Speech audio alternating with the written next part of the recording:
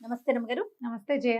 రమగారు, మనకి పండుగలే పండుగలు వరుస పెట్టి మొదలవుతున్నాయి. శ్రావణ మాసంతో మొదలు కదా రమగారు. అవును. తొలి ఏకాదశితోని మొదలు. హ్మ్. బట్ శ్రావణ మాసం అనగానే శ్రావణ మనకి మాసం అంతా హడావిడే కదా. అవునవును, పూజలు, వ్రతాలు, నోములు అన్ని చేసుకుంటూ ఉంటాం. అవును. అసలు ఎప్పుడు మొదలవుతుంది, ఎప్పుడు ముగుస్తుంది రమగారు? ఆగస్ట్ 5వ తారీఖు నుంచి స్టార్ట్ అయ్యి సెప్టెంబర్ 2 దాకా నెల రోజులు. ఉమ్, ఓకే. ఈ ఒక్కొక్కళ్ళు ఒక్కొక్క రకం విధానం చేసుకుంటారు. అంటే మన మంగళగౌరి వ్రతాలు ఉన్న వాళ్ళు మంగళగౌరి వ్రతాలు, వరలక్ష్మి వ్రతం అందరికీ ఉంది చేసుకునేదే.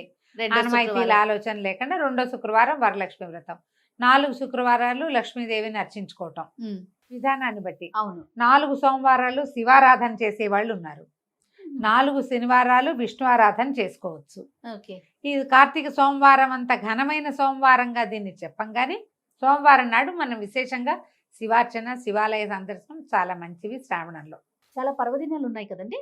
రాఖీ పౌర్ణమి, అవును. తర్వాత కృష్ణాష్టమి, ఆ, శ్రావణ బహుళాష్టమి, శ్రీకృష్ణుడి జన్మదినం.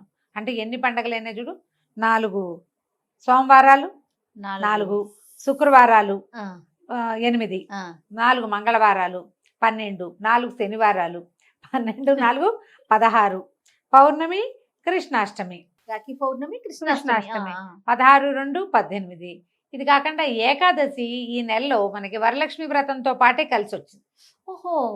ఆ, ఏకాదశి కూడా మనం 2 ఏకాదశులు విశేషంగా చెప్పుకోవాలి కదా. అవునవును. ఇవి కాకుండా పర్వదినాలు 2 ఏకాదశులు అనుకో, రెండిట్లలో ఒకటి తగ్గే కలిసిపోయింది. అయినా ఒక ఏకాదశి, తర్వాత ఒక సంకటహార చతుర్థి, ఒక మాస శివరాత్రి, ఎన్నైనాయి ఇంచుమించుగా నెలంతా పర్వదినాలే. ఉమ్, ఏదో ఒక రకమైన పండుగ వాతావరణమే ఉంటుంది. ఓకే. ఎవరెవరి విధానాన్ని బట్టి వాళ్ళు జరుపుకుంటూ ముందుకెళ్ళడం. అయితే సంవత్సరం అంతా చేయలేని వాళ్ళు కూడా ఆ, లక్ష్మీ పూజ సాధారణంగా ఏం చెప్తారంటే నిత్య గౌరీ పూజ, శుక్రవారాలు ప్రతివారము లక్ష్మీ పూజ చెప్తారు. కొంతమంది ఏం చేస్తారు, మంగళవారాలు గౌరీ పూజ చేసి మిగిలిన వారం అంతా లక్ష్మీ పూజ చేసుకుంటారు. అసలు కొంతమంది అది కూడా ఏం చేయలేరు, ఏదో దీపం పెట్టుకుంటారు.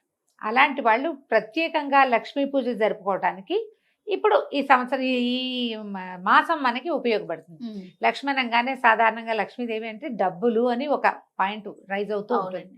మనకు తెలుసు లక్ష్మి అంటే డబ్బు అని తీసుకోకూడదు. లక్ష్మి అంటే ఇంగ్లీష్లో అబండెన్స్ ఉమ్, అంటే పరిపూర్ణత కలిగి ఉండటం, మిక్కిలి కలిగి ఉండటం, ఎక్కువ ఉండటం, సమృద్ధి. మనకి ఆరోగ్యం సమృద్ధిగా కావాలి, కావాలి కదా. ప్రశాంతత సమృద్ధిగా కావాలి. మనకి ఏది దొరికినా అది సమృద్ధిగా దొరకాలి. ఉమ్, ఈ సమృద్ధిలో ఇది వృద్ధి అంటే కొంచెం పెరిగినట్టు, సమృద్ధి అని ఎందుకు చెప్పారు, మంచి విషయాలు మరింతగా ఉండటం. ఉమ్, ఆ మంచి విషయాలు మరింతగా ఉండటమే లక్ష్మి. దానికోసం ఈ సంవత్సరం ప్రతి సంవత్సరం చేసుకున్నట్టుగానే వరలక్ష్మి వ్రతము, ఆ రోజు కుదరకపోతే ఏ ఇబ్బందులు వస్తే 3వ రోజు 4వ రోజు చేయలేకపోయాము, ఇంట్లో వీలు లేదు, అలా ఉన్నప్పుడు మిగిలిన 3 వారాలు ఏదో ఒక వారమైన లక్ష్మీ పూజ చేసుకోవచ్చు. ఓకే. ప్రత్యేక లక్ష్మీ పూజనం కోసమే శ్రావణ మాసం చెప్పబడింది. ఇంకా పూజకి సంబంధించి మనం ఎలా సన్నద్ధం కావాలి రమ్మగారు? శ్రావణ మాసానికి సంబంధించి అన్ని రెడీ చేసుకోవటం, దేవుని పటాలు రెడీ చేసుకోవటం, పూజా మందిరాన్ని రెడీ చేసుకోవటం, ఇవన్నీ కూడా ఎప్పటి నుంచి మొదలు పెట్టమంటారు? అమావాస్య నాడు శుభ్రం చేసుకుంటే మంచిది. అమావాస్య నాడు దేవుడి ఇల్లు కడుక్కోవటము, దేవుడి సామాన్లన్నీ కడిగి పెట్టుకోవటము, దేవుడి మందిరం తుడిచిపెట్టుకోవటము, అమ్మవారి పూజకు కావాల్సినవి ఏర్పరచుకోవటము.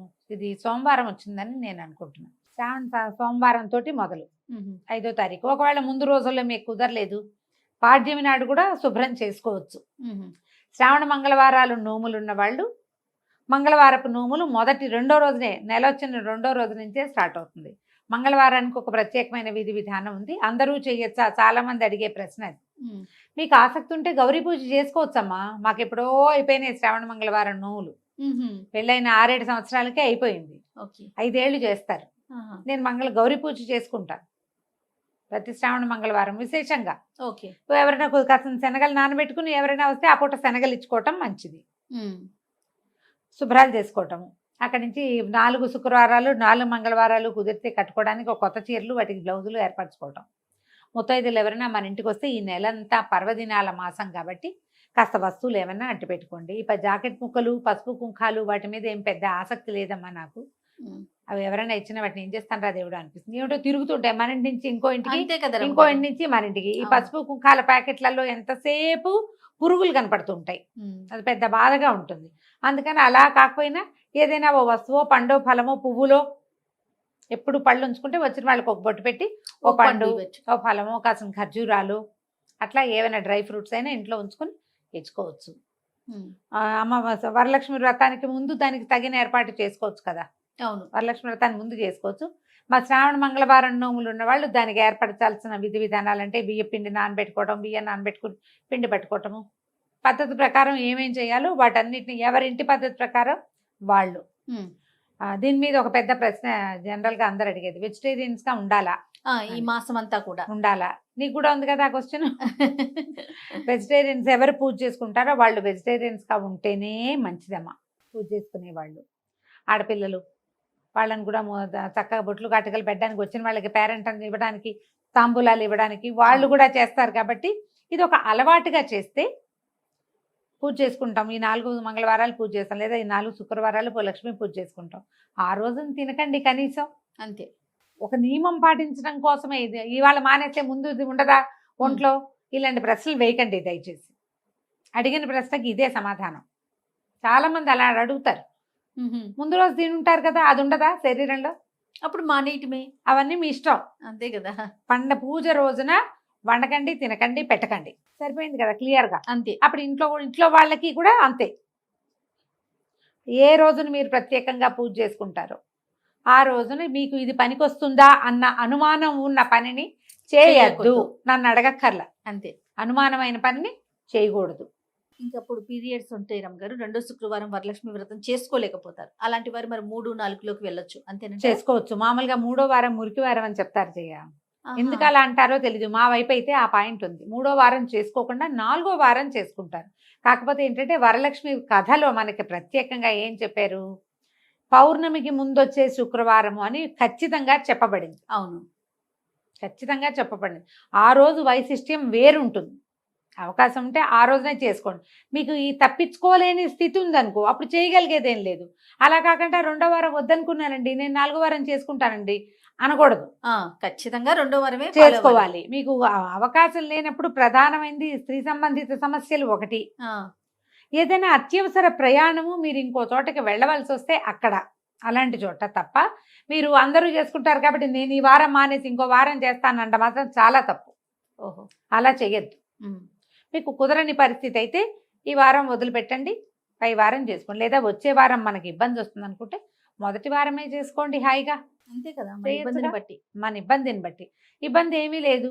ఇబ్బంది లేకుండా మానేసి నేను 4 చేస్తా 3 చేస్తా అదంత మంచి పద్ధతి కాదమ్మా. అడ్వైజబుల్ అయితే కాదు. ఇంకా ఈ మాసం అంతా పాటించాల్సిన నియమ నిబంధనలు ఏమన్నా ఉన్నాయి రమ్మగారు? నియమానికి నిబంధనకి ఏముంది చేయ, రెగ్యులర్గా మనం చెప్పేది అంతే. పర్వదినాల మాసం ఇది. అన్నీ కూడా లక్ష్మీదేవికి ప్రీతికరంగా ఉండేది. ఇప్పుడు శ్రావణ సోమవారాలు చేస్తాం అనుకుందాం. అవును, మర్నాడే గౌరీ పూజ చేస్తాం. శివుడు పార్వతి ఇద్దరిని పూజిస్తాం కదా మనం. అవును కదా. ఇప్పుడు భార్యాభర్తలు అన్యోన్యంగా ఉండాలని మీకు ఇంకొకళ్ళు చెప్పాలా? కరెక్ట్ అండి కదా. ఈ మాసం అక్కడి నుంచి శ్రావణ శుక్రవారం లక్ష్మీ పూజ చేస్తాం, శనివారం విష్ణు పూజ చేస్తాం. లక్ష్మీదేవి గురించి ఏం చెప్తాం మనం? పార్వతీదేవి గౌరీ ఏమో భర్తలో సగభాగం ఆవిడుంది. లక్ష్మీదేవి ఏమో నిత్యానపాయిని, భర్తను వదిలిపెట్టి ఉండదు, అనుపగామిని అంటే అసలు విడిగా వెళ్ళదు ఆవిడే.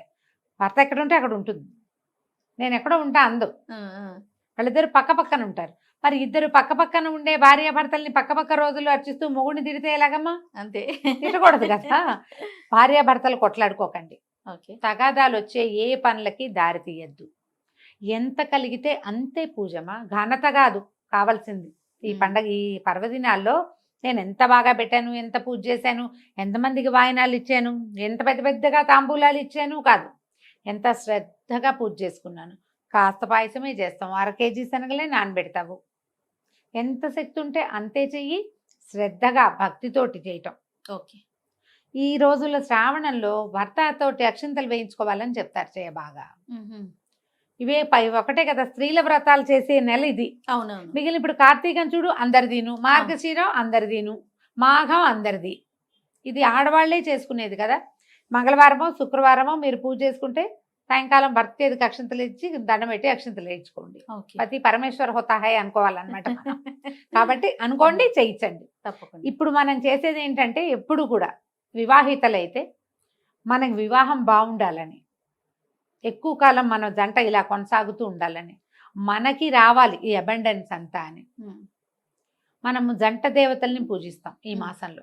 శివపార్వతుల్ని, లక్ష్మి విష్ణు లక్ష్మీనారాయణులు ఇద్దరిని పూజిస్తాం. వీళ్ళిద్దరూ ఒకళ్ళనొకళ్ళు విడిచి ఉన్న వాళ్ళు కాదు. అవును. వాళ్ళని ఆదర్శంగా తీసుకోండి. ఏమైనా ఇంట్లో స్ప్లిట్స్ ప్రాబ్లమ్స్ ఉంటే ఈ సరి రకమైన శ్రద్ధతో గనక మీరు చేస్తే అవి తగ్గుతాయి. ఓకే. ఇదే విధి విధానంతో శ్రావణ మాసాన్ని ముందుకు తీసుకెళ్ళండి. తప్పకుండా రమ్య గారు. నమస్తే. నమస్తే జయ.